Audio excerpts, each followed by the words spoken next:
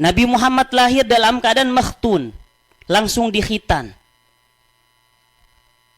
Kemudian Nabi Muhammad saat itu lahir dengan membawa harapan-harapan yang besar.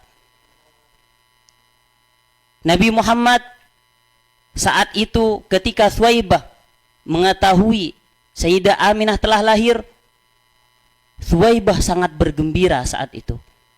Karena melihat sesosok bayi yang luar biasa, yang gak pernah dilihat seorang bayi pun di dunia ini yang seperti Nabi Muhammad. Thuwaibah datang, berlari kepada tuannya Abu Lahab, mengabarkan bahwasanya Aminah telah melahirkan seorang anak laki-laki yang sangat tampan, yang sangat indah rupawan. Sehingga Abu Lahab pun juga terbawa dengan euforia itu.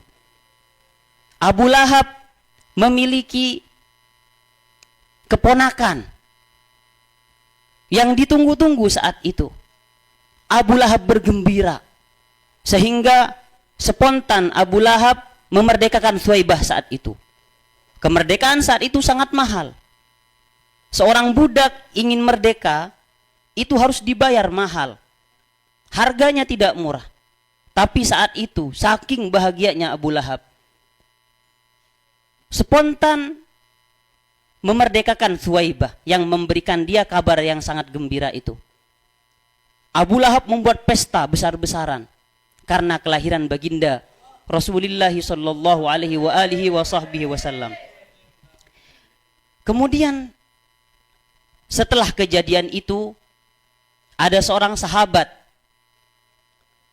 Dalam satu riwayat itu adalah Ibnu Abbas. Saat itu beliau masih kecil, belum pantas ketika meriwayatkan hadis, itu belum makbulul hadis, karena memang dalam keadaan belum baligh.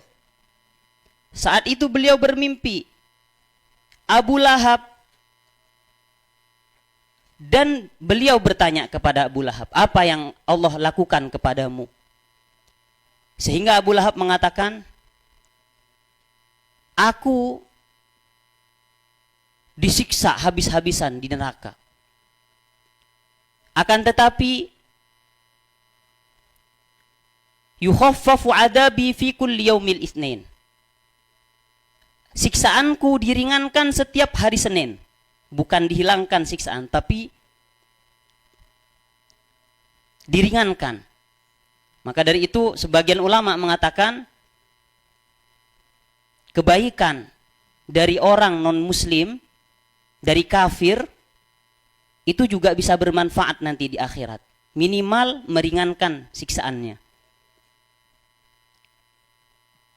Setiap hari Senin, siksaan Abu Lahab itu diringankan oleh Allah. Ketika ditanya oleh Ibnu Abbas, mengapa begitu?